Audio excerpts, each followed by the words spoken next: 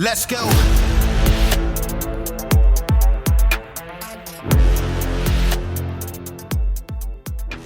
Welcome to Citizen. We have a special show today. By we, of course, I mean me, as this will be another solo episode. And it's on something I think is very important and that we need to talk about.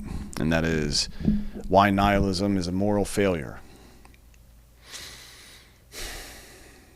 Let me start with the truth most people feel, but rarely articulate. Nihilism is seductive. It has a certain flavor to it. That dark, bitter, cynical taste that feels mature, almost sophisticated. You look around at the world, you see chaos and corruption, cruelty and dysfunction and disappointment. And you go, yeah, okay. Nothing matters. Nothing matters. Nothing means anything. I see what's happening here. And on the surface, it feels like insight. It feels like clarity. And it feels like finally you've stopped lying to yourself. But let's be honest. Meaning is heavy. Responsibility is heavy.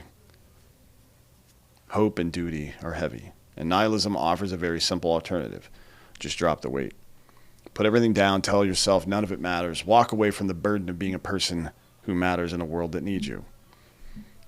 There's something ancient in us, something wounded, something tired, that hears that whisper and thinks, God, wouldn't that be easier? And yes, it would be easier. For a moment, for a season, for a weekend, but then what? Here's the thing nobody tells you about nihilism. It doesn't stay cool, edgy, and philosophical. It rots, it decays, it has no substance. It hollows out the structure of a man's soul. It starts with nothing matters, and then it invariably and inevitably ends with I don't matter, because the two are inseparable. If nothing matters, then your wife doesn't matter, your kids, your future, your agency, your integrity, your pain, your courage, and your potential, and most dangerously, your responsibilities don't matter. And that's why nihilism feels like a relief, and then becomes a prison. It's the emotional equivalent of painkillers, effective at masking discomfort, catastrophic when you build your life around them. Now, people don't fall into nihilism because they figured out something profound. They fall into nihilism because they're exhausted. Exhausted from pretending, exhausted from failing, exhausted from looking for meaning with no guidance, no rituals, no mentors, no father figures, and no rites of passage. It's not a philosophical discovery. It's an emotional safety mechanism for a man who has never been initiated into purpose. And once you see that and you realize something else. Nihilism isn't actually neutral, as people would have you believe. It's passive. It's not passive, excuse me. It's not just a worldview. It's a moral failure. It's a refusal, a surrender, a shrinking, and a betrayal of yourself and your heritage and the people who depend on you. You were not built for nothingness. No man is. Your body doesn't respond to it. Your mind doesn't thrive in it. And your heart doesn't expand in nothingness. You were built for meaning. Built for responsibility, for fidelity, for sacrifice. You were built to be someone others can rely on, and that's where you're going to feel your best. You will feel your best in your soul when other people can rely on you, and that's why nihilism feels wrong, even to people who embrace it. That's why they're always self-loathing. No one who's a nihilist is part of a culture that they like. Think of, somebody who is part of a religion or part of a different culture, and all they say about that religion or culture is negative. They're not saying it about the religion or the culture. They're saying it about themselves. Understand this. And it's incompatible with human nature. It violates natural law, and anything that violates natural law collapses under its own weight. You don't need to study philosophy to know this. Just look at your own life. Think about the moments where you were most alive, when someone needed you, when you rose to a challenge, when you protected someone, when you built something, when you carried weight for people you care about. Now compare that to the moments where you felt purposelessness. Drifting, hollow, the seasons where you told yourself that nothing mattered. Which version of you was stronger? Which one was more honorable? Which one felt like the real you? You know the answer to that question. And that's why there's this thing that nihilists can't escape. A man can pretend nothing matters, but his soul knows better. That's why nihilism always produces one or more of these traits: depression, demoralization, cowardice, addiction, passivity, resentment, bitterness, moral decay, and collapse, and we blame everything else. We blame the guns, we blame the porn, we blame the alcohol and the drugs and everything else, but we don't blame ourselves. And we should, because we've allowed ourselves to engage in nihilism. None of those things matter if you're not susceptible to them. And you cannot violate your natural law, your nature, your human nature indefinitely. Nihilism tells you nothing matters. Natural law tells you that everything matters. Nihilism says reality is empty. Natural law says it is ordered. Nihilism says you are pointless, and natural law says you have responsibilities. Nihilism says you're just dust, and natural law says you're a moral agent with obligations. Nihilism will tell you to give up, and natural law commands that you stand the fuck up. So this episode is going to begin with a simple thesis. Nihilism is not just wrong, it's dishonorable. It is beneath you. It is unworthy of a free man. And it's incompatible with the dignity you inherited as a human being. Over the next hour or so, I'm going to prove that, not with feel-good slogans or platitudes, not with pop psychology, but with history and philosophy, natural law, masculinity, and the full weight of 3,000 years of Western wisdom.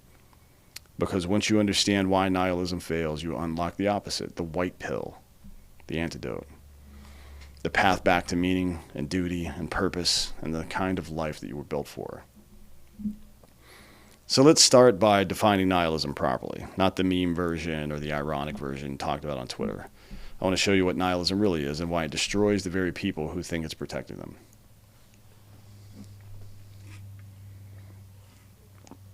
Let's get something straight, right from the jump. Most people who call themselves nihilists or engage in nihilism have never actually read a single nihilist philosopher, not Nietzsche, Schopenhauer, Camus, or Sartre. They didn't arrive at nihilism through rigorous thought or a spiritual struggle or a decade of philosophical inquiry. They arrived at nihilism the same way people arrive at alcoholism, slowly, accidentally, and because they were trying to numb. And if you sit with that long enough, you begin to realize that modern nihilism isn't philosophical at all. It's emotional avoidance wearing an intellectual mask. Real nihilism, the philosophical kind, is a terrifying place. It's the abyss Nietzsche stared into when he wrote God is dead and we have killed him. It's the existential dread in Camus, the myth of Sisyphus. It's the bleak hopelessness of Schopenhauer's pessimism. It's the moral vacuum that Dostoevsky warned about when he said, without God, everything is permitted. That is real nihilism, staring down the possibility that nothing, absolutely nothing, has inherent meaning. This is what postmodernism is rooted in. And know this, it is a mental disease that bad actors will put in your brain so that they can control you. If you believe nothing matters, that there's no objective truth, then you can be swayed much more easily. Understand this. The version most men adopt today, it's not that, it's this. I'm exhausted, I'm lonely, I feel directionless, I don't know how to become the man I want to be. No one initiated me into adulthood, no one taught me how to carry responsibility. I'm scared to fail. I'm scared to try, I'm scared to hope, I don't want to get hurt again. And those are all reasonable reactions to a harsh and brutal world. But they chose the path that requires nothing of them as a result. Instead of taking the narrow path, instead of taking the hard way, they've chosen the easy way. The path where failure isn't possible because nothing's worth doing anyways. The path where they took their ball and went home. The path where they never are accountable for anything because, after all, what's the point? And they tell themselves this is wisdom. I know something you don't know. It's not wisdom, it's surrender. And to understand this better, let's break down these pillars, these 4 pillars of nihilism, these 4 lies that men tell themselves when they feel overwhelmed by the world. The first one is that nothing matters. This is a foundation of nihilism. The conviction that meaning is an illusion. But here's the contradiction no nihilist can escape. If nothing matters, why does it hurt so goddamn much to believe that? Think about it. If nothing truly mattered, then you wouldn't feel guilt or obligation or love or betrayal or loneliness or the ache for purpose. The human psyche rebels against meaningless. It screams against it. Your biology, your spirit, your memory, your conscience, none of it accepts that premise. And the pain you feel when you tell yourself nothing matters is proof that something does. Nihilism, again, like anything that violates natural law, collapses under its own weight. The second lie that people, men especially, tell themselves is that there is no truth. It's very popular today. I mentioned it. The postmodern idea that everything is subjective. But try living that out. Try telling your wife truth is subjective, so I wasn't wrong to betray you. Try telling the judge, actually, Your Honor, theft is a social contract, although that might work in leftist cities these days because they're also idiots. Try telling your employer that deadlines aren't real. Try telling your children that daddy's promises don't have meaning. We don't live as if truth is subjective. We live as if truth is binding, objective, and consequential. And there is natural law again. Reality is not optional. Pillar 3, question 3, statement, lie, whatever. Everything collapses eventually. This one sounds wise at first. Civilizations fall, empires die, nations rot. True. True. But that observation doesn't lead to nihilism. It leads to responsibility. If civilizations collapse when men become apathetic, lazy, and cynical, then the actual correct response is, I refuse to be one of those men. Collapse isn't inevitability. It's the price of negligence. History doesn't doom you, it warns you. And it's your job to step up. And the fourth lie is, I can't make a difference. This is the quiet whisper at the heart of every broken man. This is the one most people won't admit out loud, but it's built on fatherlessness, purposelessness, humiliation, and failure, isolation, a lack of rites of passage, a lack of mentors, a lack of community, a lack of victories to prove to a man that he has weight and consequence. Men who have never been shown their power become convinced they don't have any. They mistake inexperience for inability, and that compounds over time. They get more and more anxious and just never do the thing. The truth is, almost every meaningful change in history started with someone who had no idea what the fuck they were doing. One monk nailing a letter to a church door, one philosopher teaching young men in Athens, one fisherman being called to follow a rabbi, one colonial farmer writing a pamphlet, one civil rights activist refusing to give up her seat, one Polish pope visiting his oppressed homeland. Every great movement, every hinge point in civilization comes from individuals, one person who acted, not because they were guaranteed success, but because they knew their fucking duty. And here's the terrible irony. Nihilism convinces you that you are powerless, but nihilism is the reason you are powerless. Meaninglessness isn't the disease, it's a symptom. The disease is the refusal to take responsibility for your potential. It's not intellectual and it's not clever, but it is psychological. At its core, modern nihilism comes from men who were never initiated, who never saw healthy strength modeled before them, who never found community or felt needed, learned to bear weight. They confuse sensitivity with fragility, and as such, they become fragile. Another point of irony, they could confuse cynicism with maturity and wisdom. It is not. They think despair is honesty, and they think hope is naive. But adulthood, real adulthood, is when you learn that hope is courage. It's taking that leap. Responsibility is dignity. You see a man doing something for someone and it compels you to get up and do it as well. Duties are inherited. People sacrifice for this, and you owe it to the next generation to do the same. And nihilism is just the fear of becoming who you could be. So let me put it bluntly.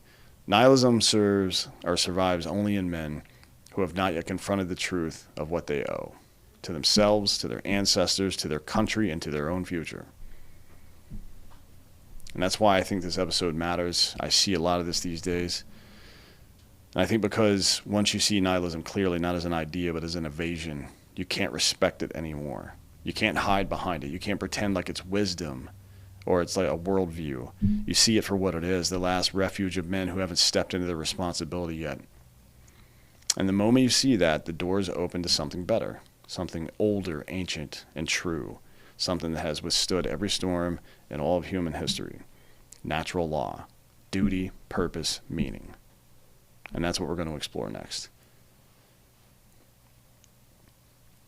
Natural law is the antidote to nihilism. Let's be clear about that. As a matter of fact, it's the antidote to a lot of things, including disrupted reason, if you want to call it that.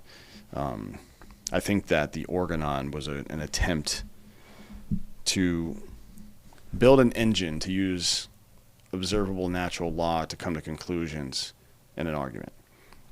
If you are interested in that sort of thing, go read my Substack on Organon. I think I did a fine job, but critique as you will. But we talked about it a little bit on the last show. I want to get into some more. We need to talk about natural law because it's the hinge point.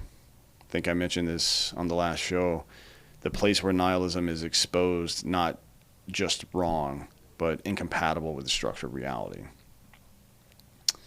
People hear the phrase natural law and they think it's academic or religious or something hidden in dusty medieval treatises, but that is not the case. Natural law is actually the most observable, practical, and undeniable force in moral life. Let me start with the simplest possible definition. Natural law is the moral physics of the universe. It is the gravity of human nature. It governs human flourishing the same way gravity governs falling objects. You don't get to opt out of gravity. You don't get to believe or not believe in it. You follow it or you break your fucking legs. Very simple. Natural law is the same. You don't have to believe in it. You don't have to like it. And you don't have to read Aristotle or Aquinas or Cicero. You don't need a degree or a priest or a lecture. Natural law is proven by the way the world works. It is self-demonstrating, self-verifying, self-revealing, and our founders would call it self-evident. And once you see it, nihilism doesn't just become wrong. It becomes impossible and unacceptable. Let me show you what I mean. Natural law reveals meaning through fruit and not feelings. Reality. Reality. Observable reality. Not the way you feel about it, but observation.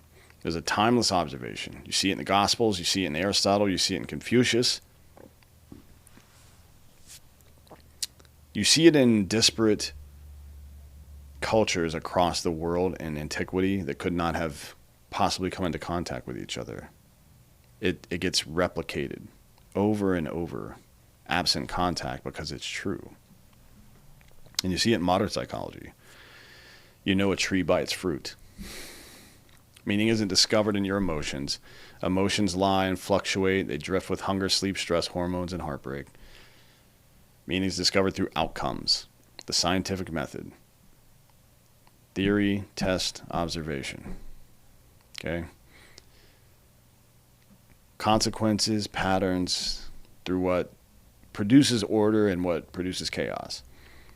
Through what strengthens a man and what weakens him. Look around. Courage produces trust. Courage produces leadership. Courage produces self-respect. Courage produces a legacy. Think of a person that you think is courageous and then consider how you personally feel about them. Meanwhile, cowardice produces shame, produces resentment, produces collapse. Now consider yourself and how you felt when you were cowardly versus how you felt when you were doing something courageous. These are not opinions. They're not observable. They're not opinions. They are observable facts. They are fruits. You don't need scripture or philosophy to see them. You just need to open your eyes. Natural law is the recognition of these repeating patterns throughout all of human existence. The realization that human life is governed by moral cause and effect. Nihilism denies it. Natural law proves it, and as such, nihilism is unscientific.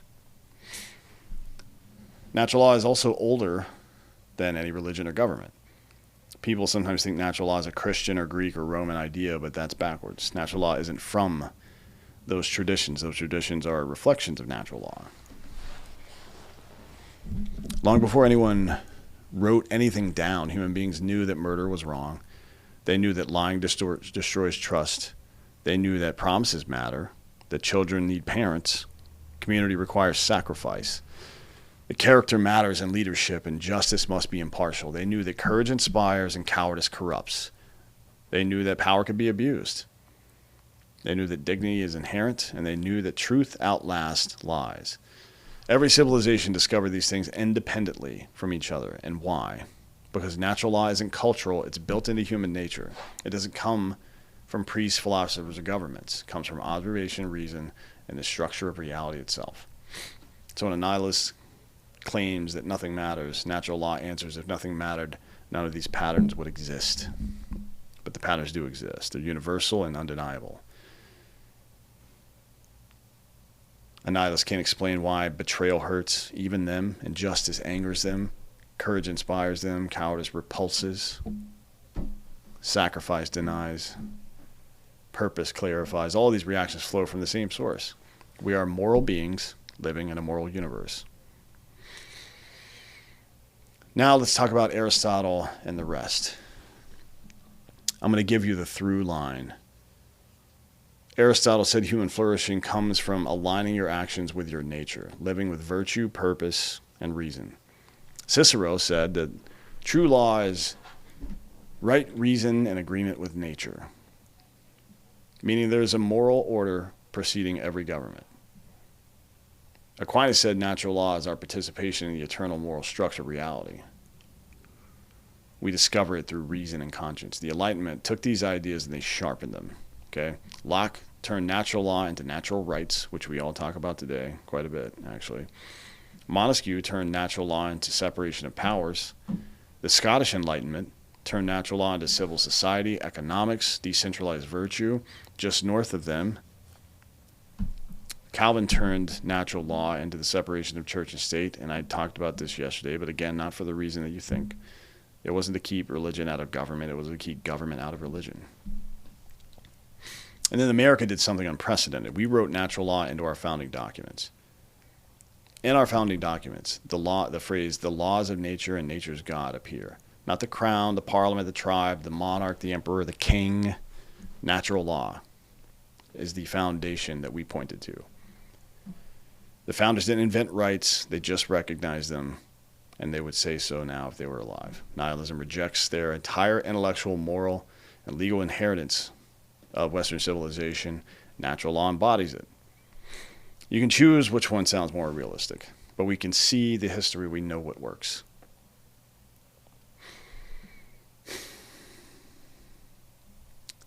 Natural law doesn't require faith. Again, it's not a religious thing. And it's one of the things that separates natural law from nihilism. You don't need to believe in natural law. You only need to be willing to tell the truth about reality. Observe and tell the truth. Forget about what you think. And let's focus on what we can observe and know. Truth matters because lies have consequences. Courage matters because cowardice has consequences. Family matters because human beings and societies collapse without them. We're seeing it right now in real time. Responsibility matters because of the same reason societies collapse without it. And it's happening right in front of our faces right now. Justice matters because injustice leads to rebellion and chaos. Need I say more? Nihilism denies all of these things and then wonders why life hurts so much. I don't understand. How did we get here? Because you didn't believe. That's why. Rejecting natural law is like rejecting gravity and wondering why you keep hitting the ground. The nihilist sees the mountain and says, nope, not climbing it. And the man of natural law sees the mountain and says, I was built for this. And he climbs the fucking mountain. Nihilism is the refusal to accept obligations that come with knowing what is true. Now, part 4 is about pistis, this belief rooted in knowing. Again, I talked about this on the previous show. I'm just going to touch on it briefly here. All these things about failure of courage and honesty and alignment with natural law, they're structural critiques. That's the scaffolding. But now we get into something a little bit more intimate, more personal, and something that reaches into the human heart and pulls back the curtain on what belief actually is. Because the opposite of nihilism isn't optimism. It isn't religion or politics or nationalism or positivity or self-help. It is pistis, not belief rooted in knowledge. And this here is where most modern people are completely illiterate, because we use the word belief like it's guessing, like it's wishing or sentiment. I believe things will work out. I believe people are basically good. I believe in myself. None of this is pistis. None of this has weight. None of this can support a man through hardship, betrayal, or grief. Modern belief is soft. It's sentimental and shallow. But pistis is the Greek idea of belief. It's a completely separate universe. It is the belief that has been forged by encounter, proven by experience, and reinforced by alignment with reality. It isn't something you hope is true. It's something that you've seen as true, something you've lived, something you demanded, and something that's demanded of you. It is the belief that carries weight of responsibility. And let me give you the clearest possible analogy. It is the difference between, I mentioned this yesterday, between believing your wife loves you and knowing she does. Belief says, I think she loves me. Knowledge says, I have seen her sacrifice for me. I've seen her loyalty, her fidelity, her proof. Belief is fragile. Knowledge is unshakable. Belief trembles under stress. Knowledge becomes stronger under stress and feels more clarity. Belief is a feeling. Knowledge is a foundation. And that's what we're talking about here. Just wanted to touch on that briefly again. I know I talked about it in the last show in a little bit more depth, but pistis binds a man to reality, to community, and duty. This is the kind of belief that you should have. Another key part of it is that modern people, another key part that modern people commonly miss is that it's not individualistic. It's relational. It's communal. It ties you to other people. There's no point in being honorable if you are the only person on earth. There's no point being courageous if you were the only person on earth. There's no point in any of that. The purpose for it is because we are communal beings. And to become a high-value person, you have to have trust. You have to have courage, right? And the more high-value persons we have in our society, the better our society does. This is observable. It's honest. It's true. You know it's true. King George III once told John Adams after the Revolutionary War, I pray the wounds of society never make you forget that an honest man is the noblest work of God. Honesty, the courage to face reality. Honesty isn't just telling the truth to somebody else. It's also telling the truth to yourself. It's also being honest about the conditions of the world, about what your responsibilities are. An honest man does not hide behind nihilism. He does not tell himself nothing matters. He does not pretend he is powerless. He knows he is. He's afraid of that power because it comes with responsibility. An honest man acknowledges truth even when it demands something from him. We walk over homeless people on the street because we know if we stop, we become responsible for that problem. And so the problem grows. And we get weaker as a result, not just as a society, but individually as well. Pistis binds a man to the truth. It binds him to reality, his moral obligations, and to a higher form of living. And this is why, this is where nihilism is exposed for what it is. It's cowardice, avoiding the demands of belief, of knowledge, of real belief. If nothing matters, then you don't owe anybody anything. You don't owe anything to your future, to your ancestors, to your country, your community, your wife, your children, not even your fucking self. That's very convenient, isn't it? You just have no responsibilities in the world. You understand why that's childish. Pistis is adulthood. Nihilism is arrested development. It's boy psychology. Grow the fuck up. And here's the real punchline. Pistis reveals meaning because it creates responsibility. Responsibility creates purpose. Purpose creates identity. I'm the guy who does that. Identity creates strength. A nihilist cannot be strong. He can only pretend to be. And that's why every time the winds blow, his political opinions change.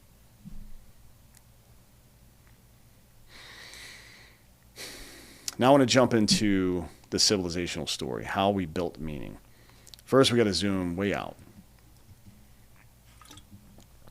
We got to put nihilism in the largest possible frame, because one of the most important truths people forget about this is that meaning isn't new. It's not fragile. It wasn't invented by individuals. This is a trend. It is the inheritance of entire civilizations.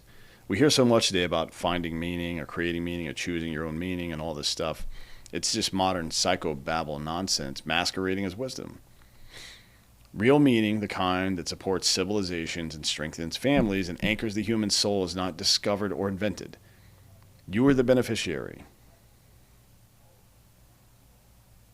of a 3,000-year project in Western civilization. Excuse me, it is discovered, not invented.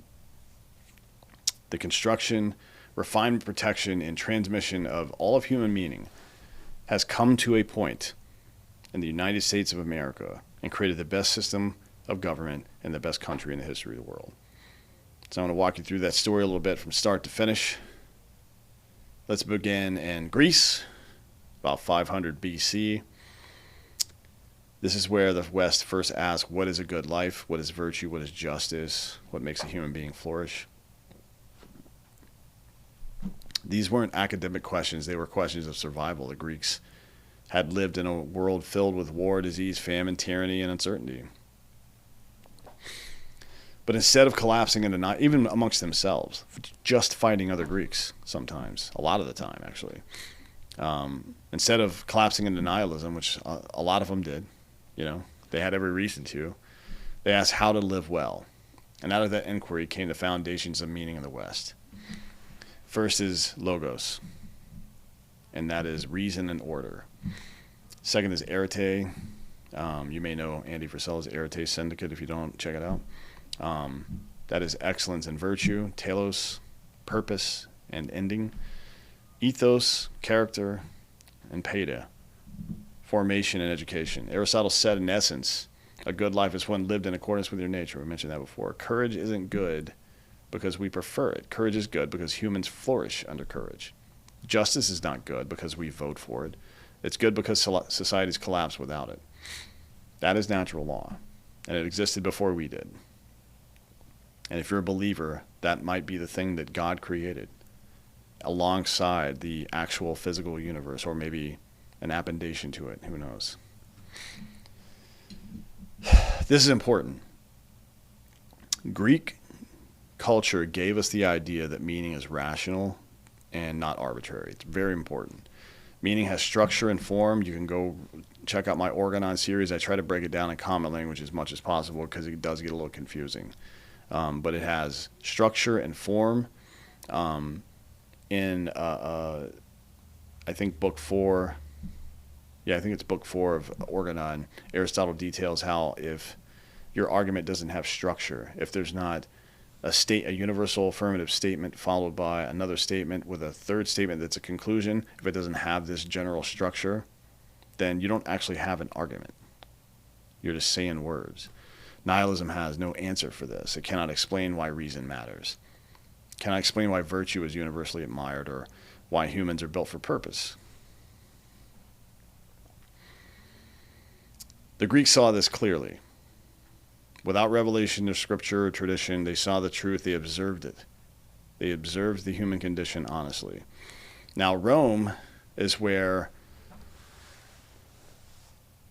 human beings took the Greek emphasis on virtue and married it as something the world had never seen at scale, which is the rule of law. In other words, there's a moral order bigger than the state, bigger than the emperor, bigger than all human authority. And that's the backbone of Western civilization. It gave us mixed government, the separation of powers, republican ideals, personal duty, civic virtue, the supremacy of law even over our rulers, and stoicism, obviously.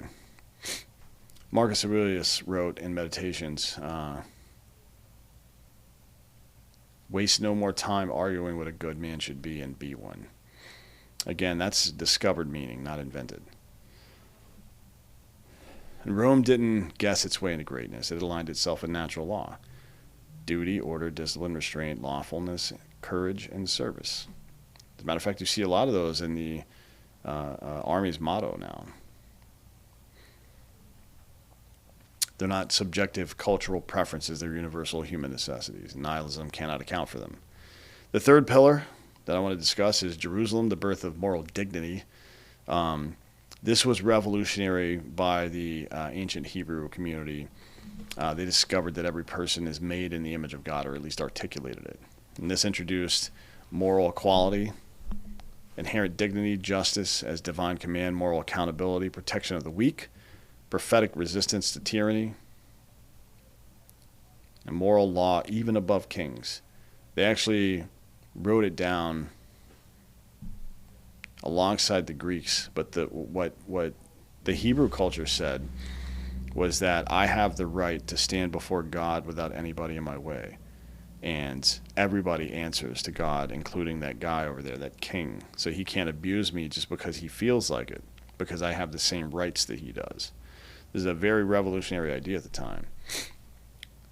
So the Greeks discovered meaning through reason.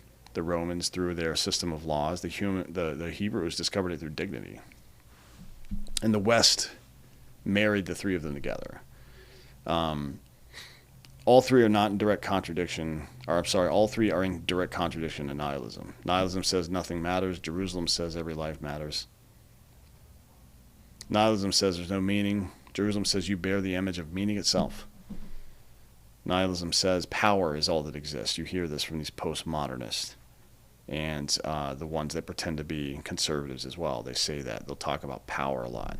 Jerusalem says that power is accountable to moral truth. Nihilism disintegrates under the moral clarity of Hebrew tradition. And then, of course, part of that tradition is Jesus of Nazareth, the single most influential figure in human history, regardless of your theology. Even if you set aside divinity, Jesus' life is a masterclass in natural law lived perfectly.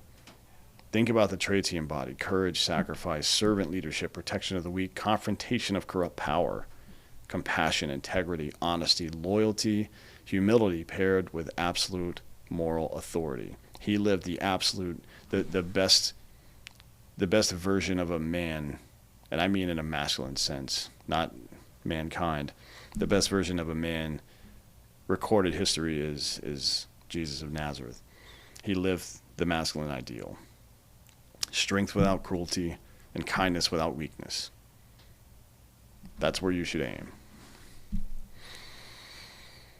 And Christianity took all of these ideas from these three pillars and built them into a fourth pillar that would carry on through Western civilization and influence it for 1,000 years, 2,000 years, actually. It took the Greek idea of virtue, the Roman idea of law, the Hebrew idea of identity, and it unified them through a single person. It turned natural law into a human life, and in doing so, it reshaped the entire moral architecture of the West. Nihilism is impossible once you encounter a life overflowing with meaning and purpose and duty. The nihilist shrugs, Jesus kneels to wash feet. The nihilist withdraws, takes his ball and goes home. Jesus enters the suffering of others. The nihilist says nothing matters, and Jesus says everything does, including you. One worldview dissolves a man and the other one builds him up. Then, of course, there's the medieval synthesis. I mean, Thomas Aquinas was a really important part of this. He took Aristotle's rational natural law and merged it with Christian theology and produced a new, coherent, unified worldview of reason, virtue, dignity, moral law, divine order, human nature, all aligned. And this created philosophical stability that allowed universities, common law, and eventually modern science to emerge. That was not a dark age. It was a gestation period of the modern world. Aquinas made the argument that still stands today: goodness is not arbitrary. Goodness is what aligns with human nature. And then the Enlightenment. Often misunderstood, often weaponized, but essential. The Enlightenment didn't reject natural law. It secularized it. It universalized it. It applied it to politics and institutions and economics. Locke argued that life, liberty, and property are natural rights that flow from natural law. Montesquieu showed that separation of powers was necessary because of the fallibility of human nature. Smith showed that economies flourish when they align with human cooperation and natural incentives. The Scottish Enlightenment studied human behavior empirically, concluded that virtue, community, and responsibility were essential for societal order. Again, meaning was not invented, it was discovered deeper this time.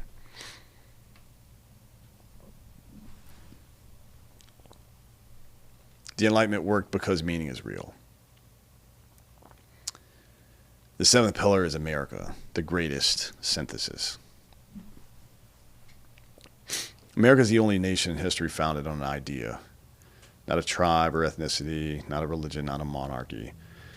And what was that idea?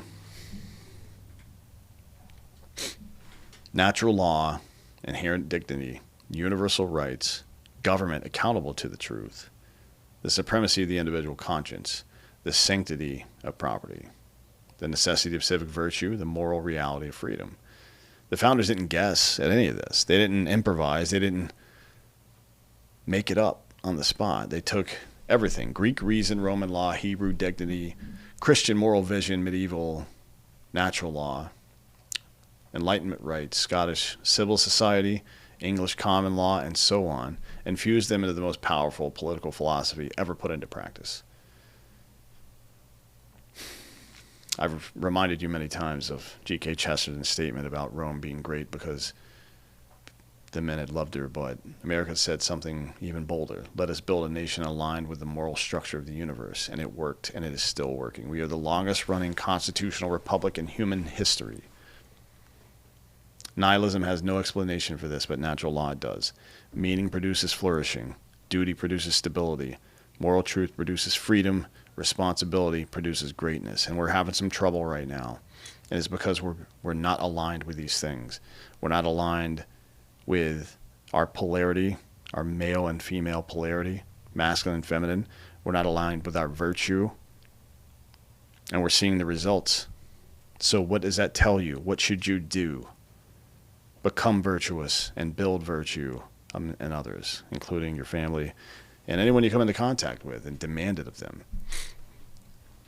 When you understand this civilizational arc, when you understand the inheritance you've received, nihilism doesn't just look wrong, it looks ridiculous. It's just a child refusing to participate in a 3,000-year moral inheritance built by people far stronger, wiser, and more courageous than they are. It's the second-generation kid who got all the best schools, all the best opportunities, and they just hate their parents and hate America. They're petulant and pathetic. I'm telling you, you don't create meaning, you join it. You inherit it, you safeguard it, and you contribute to it, and you pass it along to the next generation. That is your responsibility. And it's why nihilism is not just an intellectual mistake or bad philosophy, it's a betrayal of civilization itself. I just don't. When I look around, I see so many of these people that are captured by this, and it kind of drives me crazy. And I want to talk a little bit about the psychology behind it, so that you can maybe see it in yourself, or certainly see it in others. People don't talk about this much because it cuts deep and it's uncomfortable, and it sounds a little bit rude, frankly, but nihilism spreads among weak men who haven't formed or been initiated, men who've been abandoned by their culture, their community, or mostly their fathers these days. But it's not intellectual or psychological. It is not a worldview you arrive at. It's a defense mechanism. There's a lot of things that happen through human history naturally that just don't happen anymore. For literally thousands of years, boys became men through, in Philadelphia, Boys to Men, obviously. Great band. But rites of passage, communal expectations, moral instructions, mentorship, initiation rituals, clarity about their role, responsibility imposed early, examples of masculine strength, proximity to productive, honorable men, physical labor, danger, risk, accountability, consequences, and then in every stable culture, manhood was not an age, it was an achievement. You earned the right to be called a man. And it required courage and restraint and discipline and moral clarity and sacrifice and wisdom and contribution. And boys were shaped, quite literally formed, into men capable of bearing the weight of meaning. Now contrast that with the modern world. There are no rites of passage, communal expectations, no consistent mentors, no structured moral education, no heroes modeled in daily life. Our heroes are fucking idiots on the internet. No responsibilities early in life, helicopter parenting, no real danger or stakes, no physical challenge, no intergenerational apprenticeship, no real connection to our ancestors or our heritages. In fact, those things are being erased. No clarity on masculinity also being erased. No shared moral standards because we're evading them and then inviting invaders to our country. No clear purpose, no expectation of leadership. And then we get an environment of endless distraction, entertainment, passivity, comfort, consumption, choice without guidance, rights without responsibilities, freedom without formation. And then we wonder why young men collapse into nihilism. Why the fuck wouldn't they? We've stripped away the entire scaffolding that once taught them how to be men. We've taken away the weight that would have strengthened them. Remember, I say this all the time, the weight doesn't get lighter, you get stronger. We've removed the structure that would have grounded them. We've denied them the tests that would have revealed their worth both to themselves and to the world. We've abandoned the rituals that would have given them identity, to know they're a man, know they're part of the tribe now. You can't build meaning in a human being who has never experienced challenge. You can't build strength in somebody who's never carried weight. You can't build identity in someone who's never been initiated. You cannot build purpose in someone who has never been needed. So we produce men with all the biological equipment of adulthood, but none of the developmental experiences of manhood. And the result is we have man-sized children, full-grown body, adolescent soul, and wounded spirit. He doesn't know what he owes the world. He doesn't know what to expect from himself. He doesn't know how to suffer or to shoulder responsibility or what duty demands. So inevitably, he becomes vulnerable to the most convenient lie his psyche can find. Nothing matters. Because if nothing matters, I have no responsibilities, and I can avoid these feelings. It's just a coping mechanism. That's all it really is. And it's the result of unmet needs. We need to belong. We need a tribe. We need identity, a clear sense of who we are. We need challenges, tests, and obstacles, and hardship. We need responsibility. We need purpose. We need guidance from our mentors. Modern societies denies men all of these. And then we blame them for falling into despair. But here's the truth. A man doesn't choose nihilism because he sees the world clearly. He chooses it because he's never been taught how to carry meaning. It is the shadow of lost masculinity. Just look at the language that these people use. It's pointless. Why try? Everything collapses. We're going to have a civil war anyways. Who cares? There's no purpose. This is all coming to an end. I'm tired. I'm empty. I can't win. No one cares. Blah, blah, blah, blah, blah. It's not philosophy. It's despair. These are not philosophical statements. They're not wisdom. They're hurt boys. And maybe you are one too. I know I was for some time. But there's a deeper truth to remember. A boy who's never become a man will always flirt with nihilism until you embrace meaning. Until you embrace meaning, you are going to feel this way. You're going to feel like an adolescent until you embrace these things, these responsibilities, what the world demands of you. Because to embrace meaning, you have to embrace responsibility. To embrace responsibility, you must embrace initiation. To embrace initiation, you must confront who you are right now in truth, in natural law. Who am I right now? Am I contributing?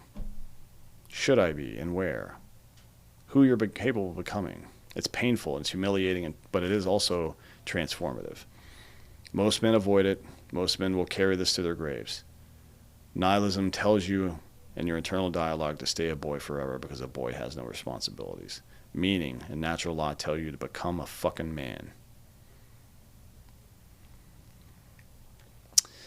And there's part of this, it's political to some degree as well, why nihilism leads to tyranny. This is a darker, deeper, and historically undeniable fact. Nihilism doesn't just destroy the individual, it destroys societies. And every time it collapses a society, tyranny rises to take its place. We're seeing it right now in front of our very eyes. Meaning is not optional, it's a human necessity. And when a society abandons meaning, it creates a vacuum. Nature hates vacuums, as you may have heard, so it fills with power, control, coercion, and tyranny. History is so clear on this, I can't believe it's not taught in every classroom, every university, and every home. Instead, our classrooms are teaching us nihilism. This 1619 bullshit about America, that it's evil, when in fact it is the opposite of that. And you wonder why these kids come out of universities confused about their identity and about reality.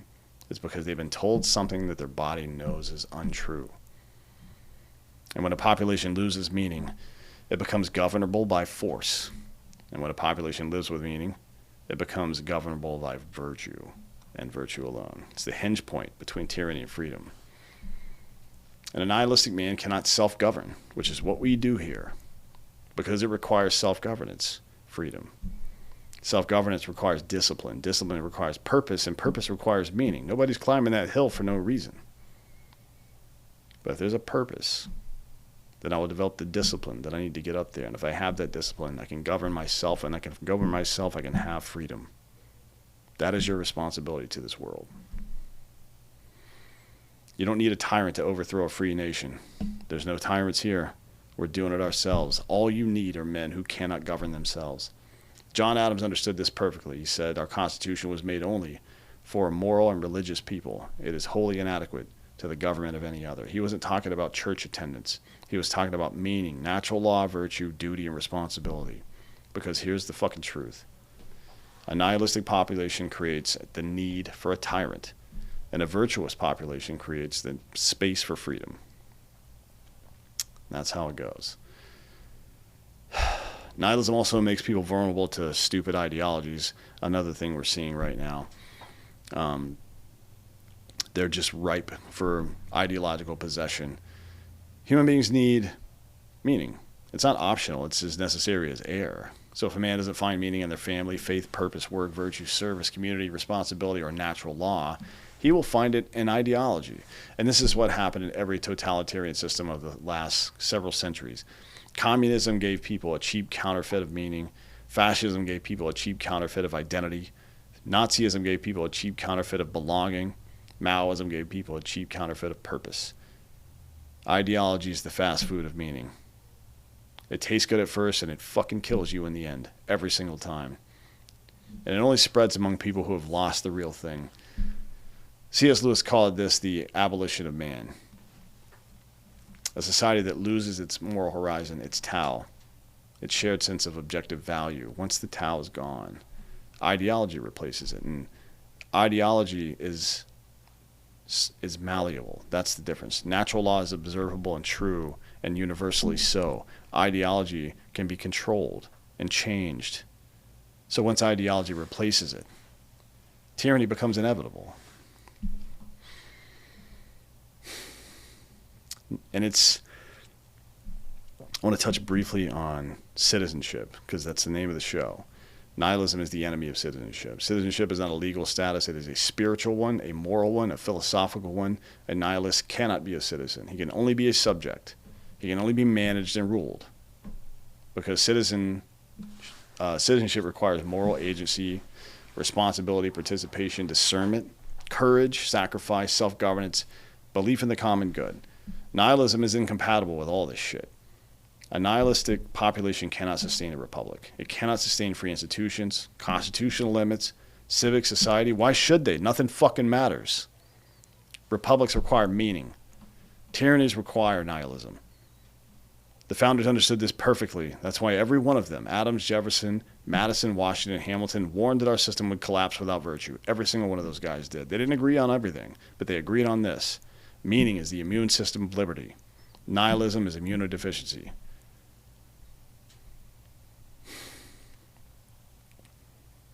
So let's talk about meaning a little bit, becoming a man of meaning. I think this is important.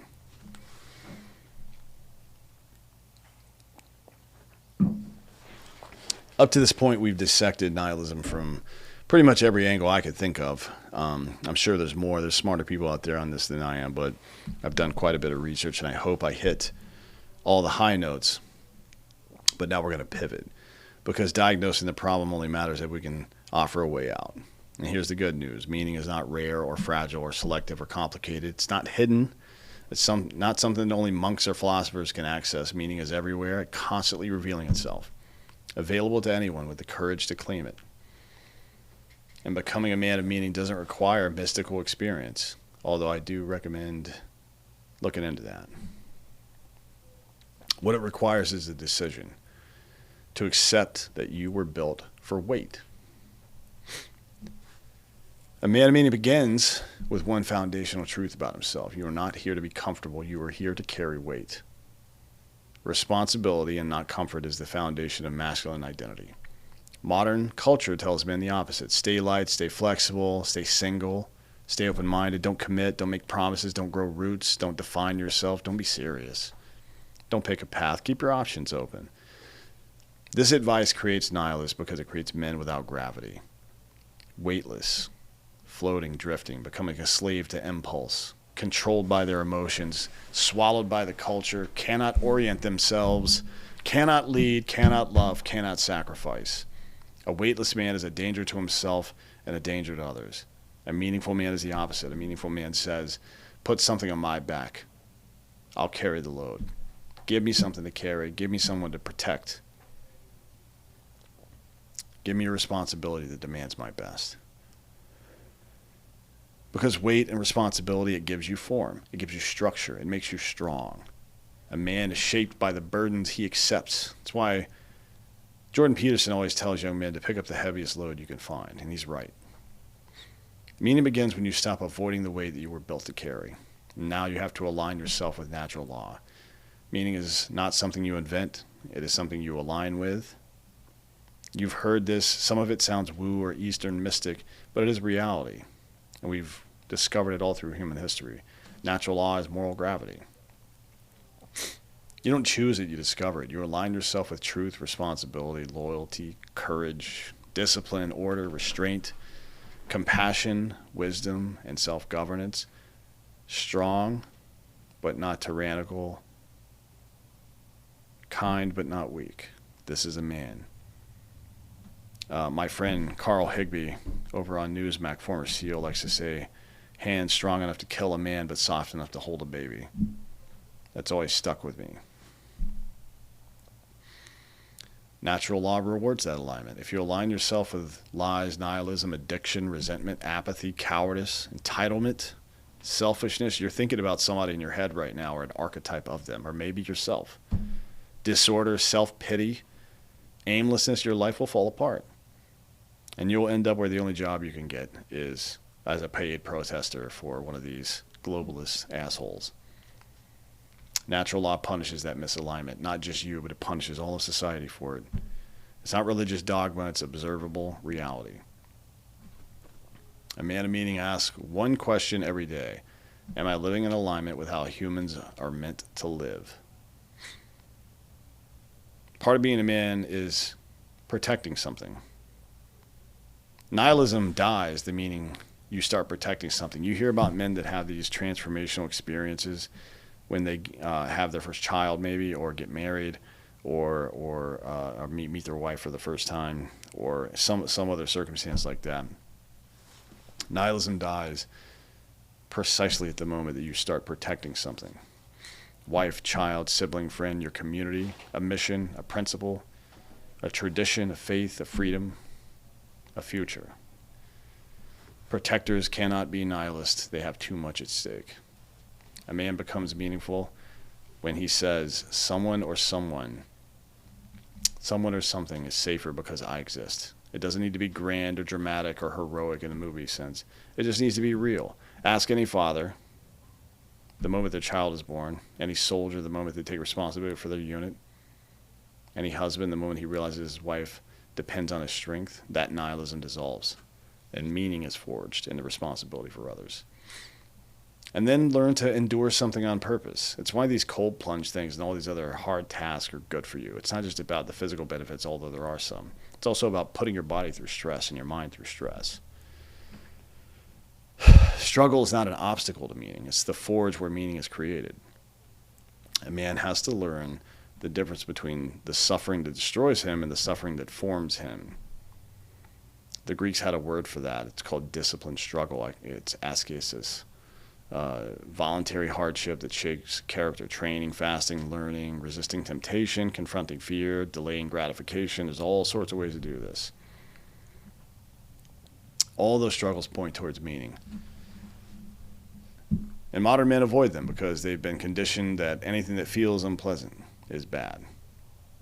But a man who never chooses hardship will never choose strength. And they will be weak for the rest of their lives. Meaning requires endurance, physical, emotional, spiritual. Nietzsche said that he who has a why to live can bear almost any how. That is a profound statement, my friend. So you need to find your why and then endure your how. And that is the pathway to becoming a man.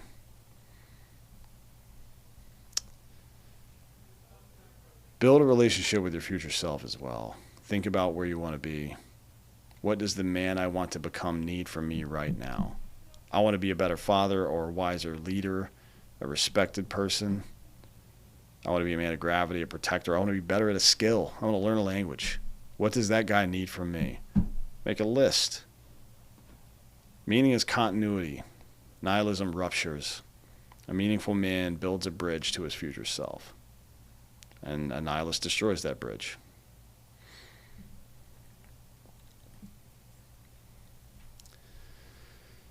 And then commit yourself to the action, obviously. I mean, that's a really important part. Great men move. Great men act. They build, they protect, they sacrifice, they speak the truth, even to themselves. And they align themselves with reality. Action is what separates the nihilist from the meaningful man. It's what separates the neckbeard and the couch on their mother's basement from the man who's out there getting shit done. The nihilist asks, what's the point? And the meaningful man asks, what's my duty? And then he does it.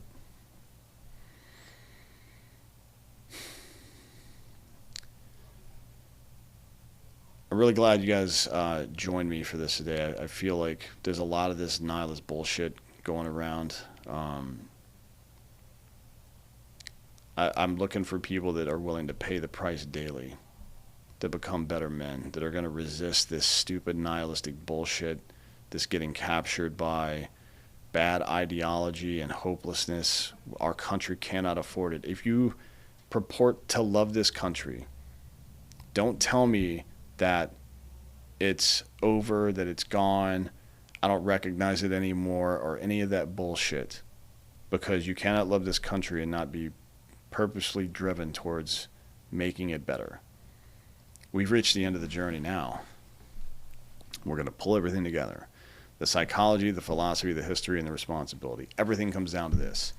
You have a choice right now, today, in this moment. And that choice is to become one of two kinds of men. The man who collapses or the man who rises. The man who hides or the man who stands. The man who drifts away or the man who aims. The man who avoids or the man who accepts the fucking weight. There is no middle ground, and there never has been. And make no mistake, rejecting nihilism is not an intellectual decision. It's a moral one. It's a masculine one. And a civilizational one. Nihilism is not a worldview. It is cowardly surrender. It's moral abdication. It is a refusal to take your place in the order of things.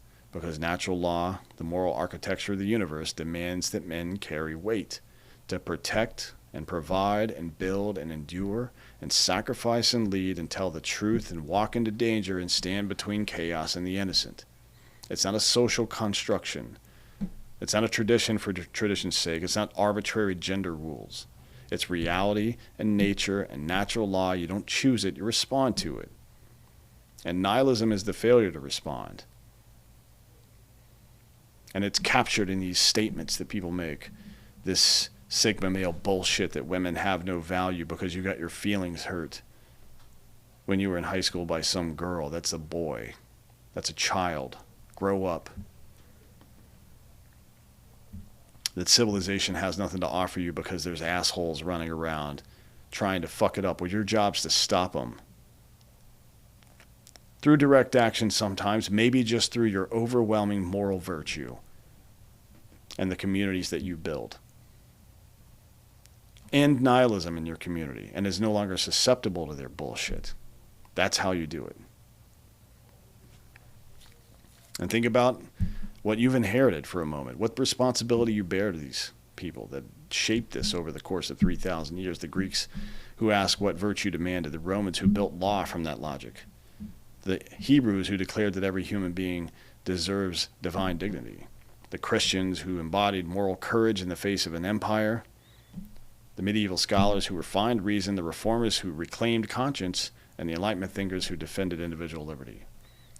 And then, of course, the founders who staked their lives on the conviction that meaning is real and rights are inherent. And they built the fucking country that you live in on those ideas. They were not nihilists or cynics or passive spectators in history. They were men who believed. Not in the shallow sense of feelings and optimism, but in the deep sense of pistis, belief rooted in knowing. They believed in truth because they lived it, in virtue because they practiced it, in courage because they fucking had to, in law because they built it, in dignity because they saw it in themselves and in others. They believed in meaning because they paid the price to earn it. And that's the difference between them and modern men who are drowning in nihilism. They behaved in ways that aligned with meaning, and so they became men capable of seeing it. You don't think your way into meaning, you behave your way into it. It is revealed to the man who acts, and meaning is hidden from the man who shrinks. Think about your duty to yourself, to your civilization, and to your future. Let me be very direct about this. You owe it to yourself to reject nihilism. You owe it to your potential, your future self.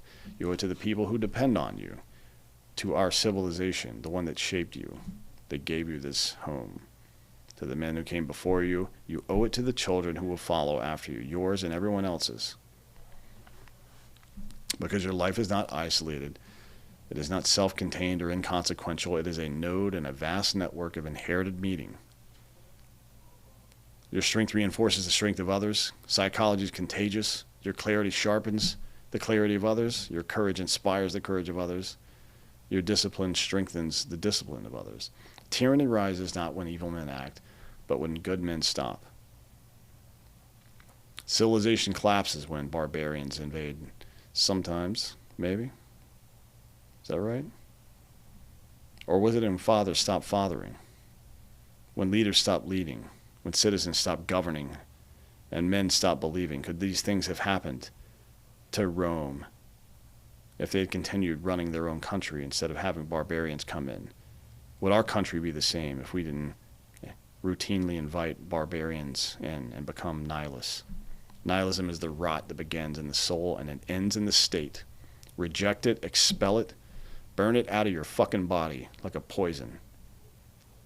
Choose meaning and responsibility and duty and natural law. This is the great story of the West.